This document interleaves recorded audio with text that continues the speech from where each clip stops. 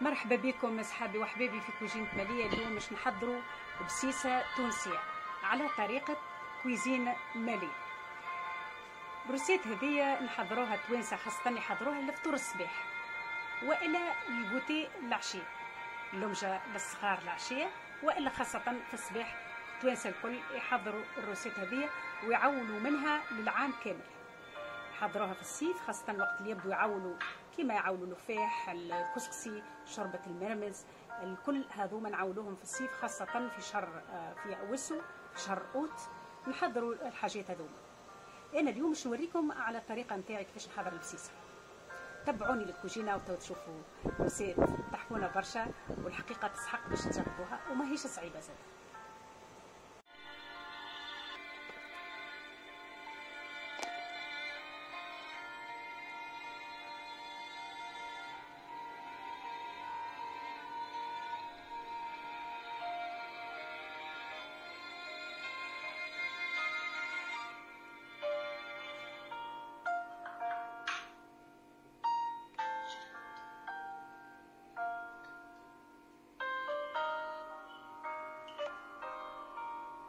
Bonjour à toutes et à tous mes amis chez Cuisine Mali, je suis ravie, enchantée d'être avec vous aujourd'hui et on va préparer une recette tunisienne traditionnelle.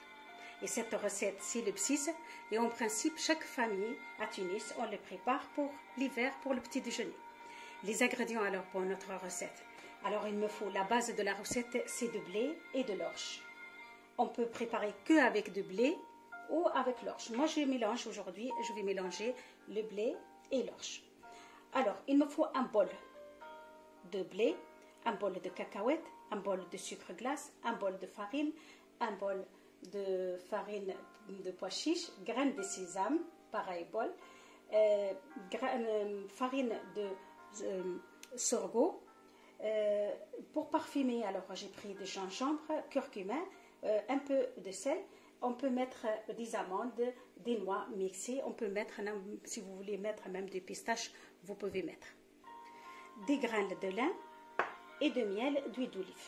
Voilà tout ce qu'il faut pour notre recette mes amis. Suivez-moi. وتوا صحابي وحبيبي عاد باش نوريكم المقادير للوصفه نتاعتنا البسيسه هذه اللي حضروها توانسه في كل وقت اوسو مع العوله كيما يعولوا بها للعام كامل، الفطور الصباح ولا العشيه ويسحقوها في سيور الايام.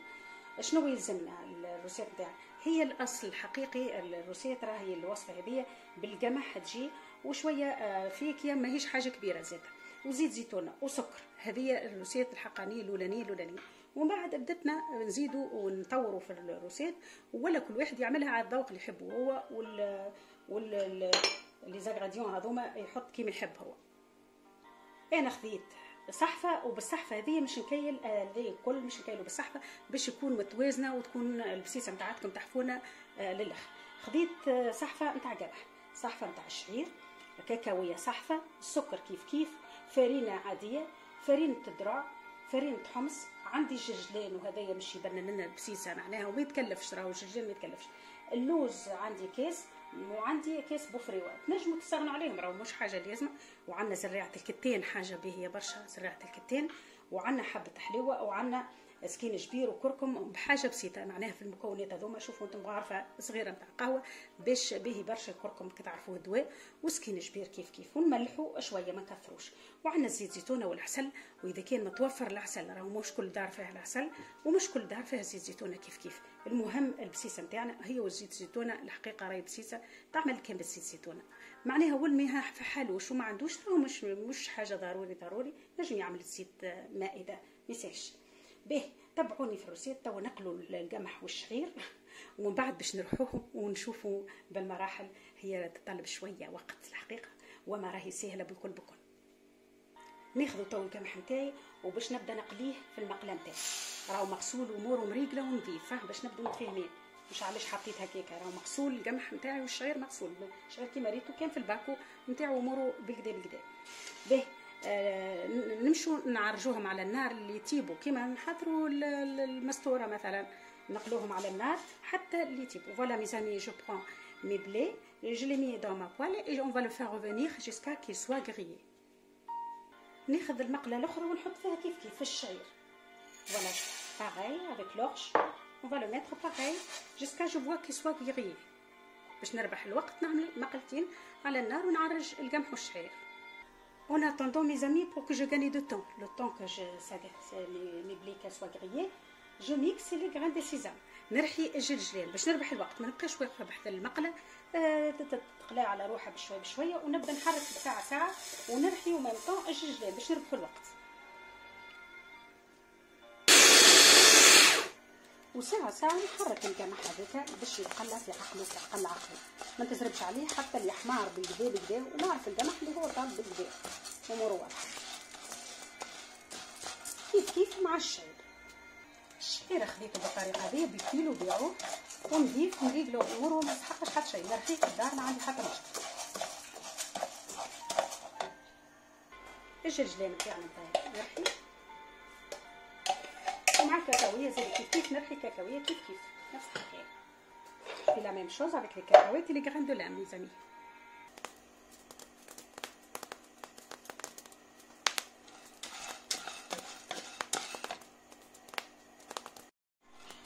كما تشوفوا القمح نتاعنا صايي طاب حضر.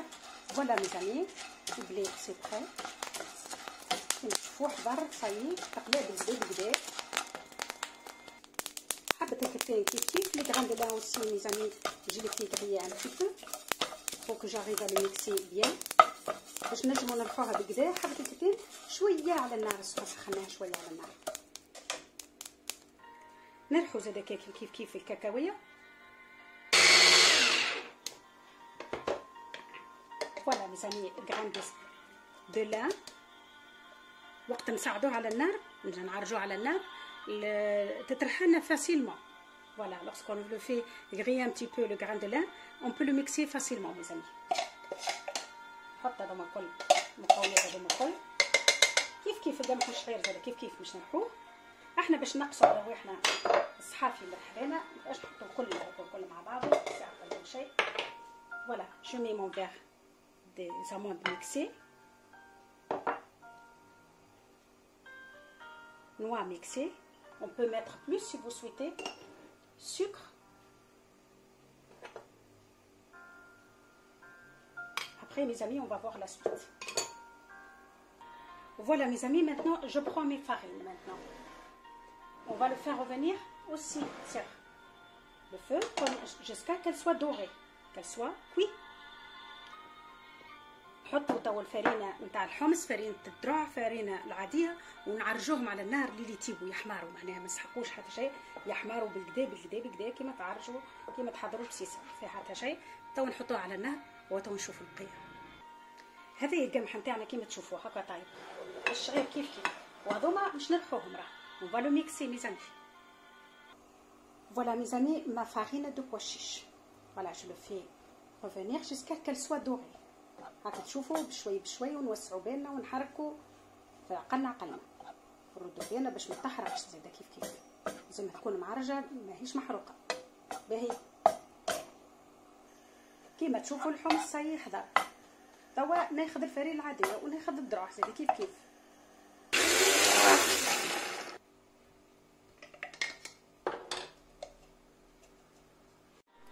grain d'anis aussi je l'ai mixé. تعطي الريحه حابه حلاوه نغربلوها بالصفايه اللي لازم خاطر مسؤوله برشا باش نرفعوها ريحه نغربلوها باش ما نقلقناش من بعد في الماكله. نرحو تو القمح نتاعنا بشويه بشويه.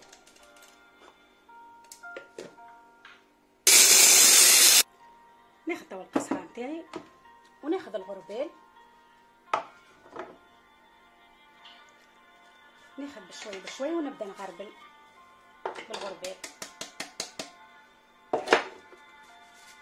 بالطريقه هذه. ناخذ كان البودر وبشوي بشوي نرحي حتى نتحصل الكل القمح هذاك الكل يترحى وكله نخلطه قدر الله.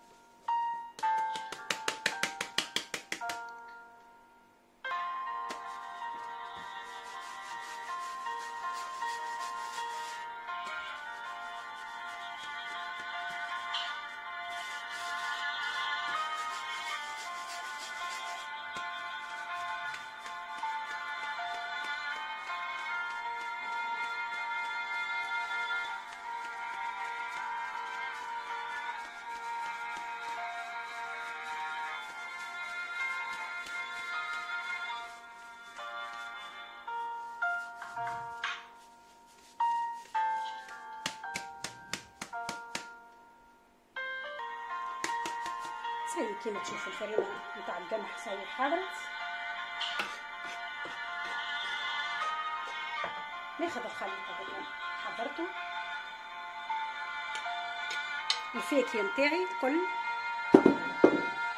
ونجيب توا عاد الفرينة نتاع الحمص ونتاع الفرينة العادية وفرينة الذرة.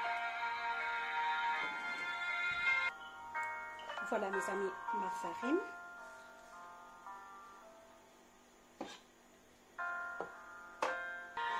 ونبدا نخلط كل شيء بيدي توا بشوي بشوي بالطريقه هذه باش هكا السكر يدخل بكدا وتتخلط الفاكهه مع الفرينه نتاعو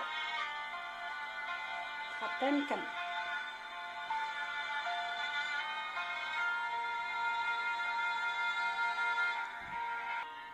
كيما تشوفوا صحابي وحبايبي سايب بسيسه نتاعتنا حضرت. Voilà mes amis, comme vous voyez, presque on est à la fin. C'est comme ça on prépare le bsissa, la recette du bsissa. Et une fois que c'est préparé, maintenant qu'est-ce qu'on va mettre? Je prends un bocal et je le remplis. Il y a des gens qui le mélangent tout de suite avec du miel et d'huile d'olive et le laissent à côté. Chaque famille elle prépare sa recette comme elle veut. Mais le résultat, il est là. Voilà, c'est ça. Et après, vous faites qu'est-ce que vous voulez. Moi, je vous montre deux solutions. انا مش نوريكم كيفاش نخبي البسيسه نتاعي نتاع العام باش ما تفسدليش وباش ما يقع فيها حتى شيء. ناخذ البسيسه نحط عليها زيت زيتونه ونحط عليها العسل ويبقى كان بعد نخلطها بالماء وكهو.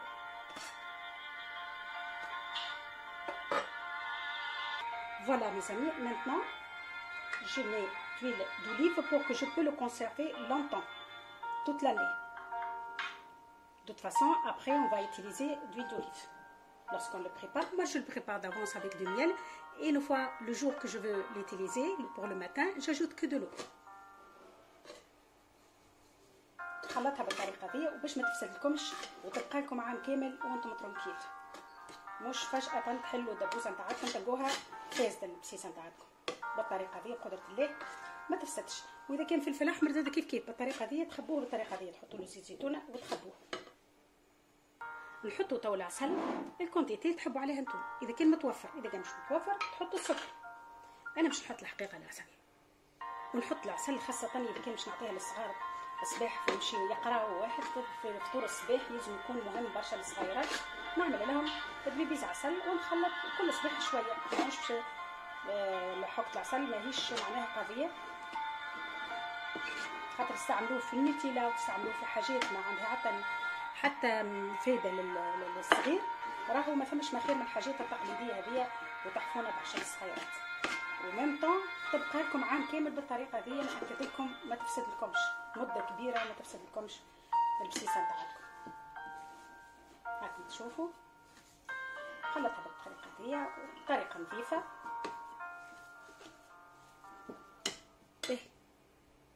Voilà mes amis, une fois que je l'ai mélangé, je prends un bocal, n'importe un bol, pour que je peux l'arranger dans mon placard toute l'année.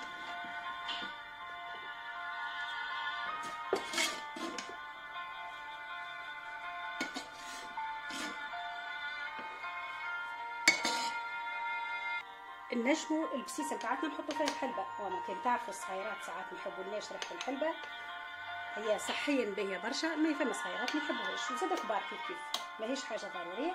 اما الحلبه راهي باهيه برشا في البسيسه. نحضر بالطريقه هذه في صوره ماء باش نخبيها بالطريقه هذه. نوريكم الطرق نحضروا بها البسيسه. نسكرها ونسكر البوكال نتاعي وقت تبدا بارده. سكروه بخاطر كيما تعرفوا مازالت سخونه. انا نسكرها نوريكم كيفاش. وما ما تسكروش وقت تبدا سخونه، تستناو حتى تبرد في عقلها ومن بعد تخبوها ترونكي وراهي تبقى لكم مده كبيره ولا تحطوا في الفريجيدير كيما تحبوا انتم. باهي تو نوريكم كيفاش نحضروا البسيسه وباش نفطروا بها في الصباح. Voilà mes amis, maintenant je vous montre comment on va le préparer pour le petit déjeuner. Voilà, c'est la même chose. Je prends par contre l'eau fraîche. Je prends un peu de miel. C'est par contre, là c'est pour 4 personnes à peu près. Je vous montre. J'ajoute un peu d'huile d'olive.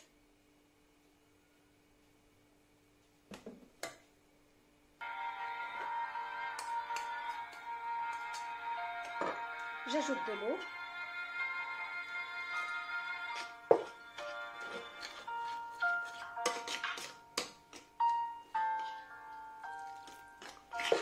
Il y a des gens qui le mélangent qu'avec de l'huile d'olive et de miel et le mélange comme que j'ai préparé. Mais la vérité, je trouve que c'est fort, alors je mets de l'eau. Il y a beaucoup de façons comment on le mange.